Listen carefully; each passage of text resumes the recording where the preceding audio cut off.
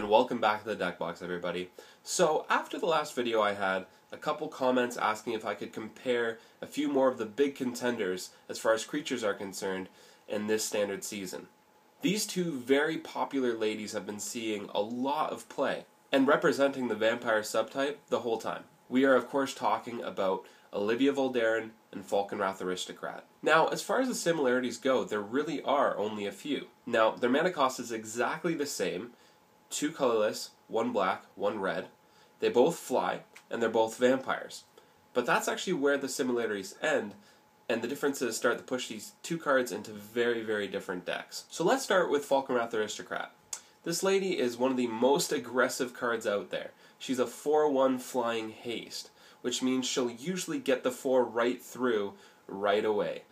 This makes her super bursty, because it makes your opponent do their math wrong, because it's a variable that they probably don't know about. She works super well with black-red zombies, a deck that was very, very popular when rotation occurred, made very popular by a player called Joe Bernal, and she had a sack ability that lets you swing recklessly, make her indestructible by sacking, spare creatures like, say, a Gravecrawler that you can get back anyways.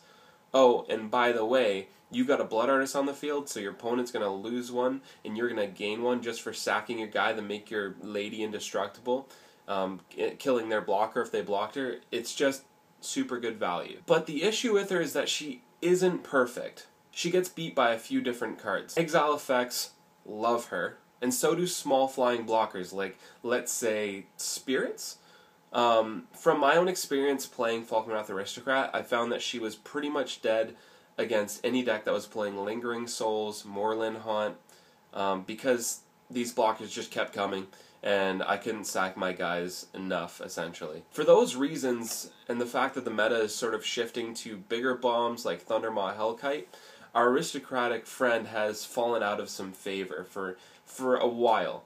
But she's now actually seeing a bunch of play again, as quick aggro starts to get better because some of the mid-game strategies are actually being pushed to more of late-game strategies. So let's look at Olivia Voldaren.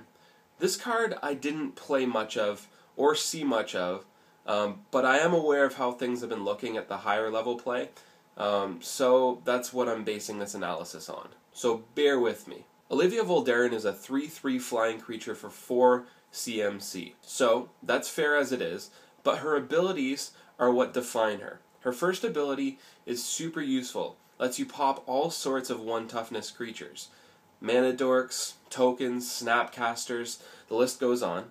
Now if you tap out for her, you can wait till your next turn, pop 2 dorks in the first main, and then when you go to your attack step, swing with a now 5 power flying, which is not too shabby aggressively, but her real strength is controlling the mid-game. I talked about how hard it is to beat Thragtusk in my previous video.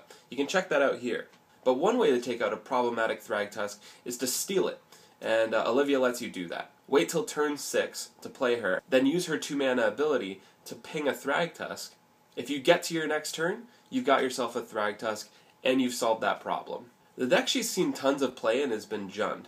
Red, black, and green, where she helps control the mid-game where you beat your opponent's face down with your other creatures, like Thragtusks, Huntmaster of the Fells, Rakdos Keyrune, Thundermaw Hellkites, and also you can continue beating your opponent's face down with Olivia because, of course, her effects are paid effects and not tap abilities, which of course lets you get in with this often beefy flyer. So I hope that has answered some of your questions. I want to thank you for watching the deck box. Please don't forget to like it if you liked it, subscribe if you want, and I'll leave you with another awesome flavor text, this time provided by our friend, the Falkenrath Aristocrat. Your blood is quite pleasing. It's a pity that there's not enough for the both of us. Roll for choice, people. See ya.